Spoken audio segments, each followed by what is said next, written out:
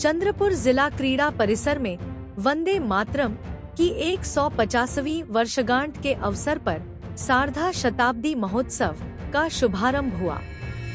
कार्यक्रम में जिला कलेक्टर विनय गौड़ा की उपस्थिति में विद्यार्थियों और नागरिकों ने सामूहिक रूप से वंदे मातरम गीत गाया। यह आयोजन कौशल विकास, रोजगार, उद्यमिता एवं नवप्रवर्तन विभाग द्वारा राज्य भर में देशभक्ति और एकता के संदेश के लिए किया जा रहा है।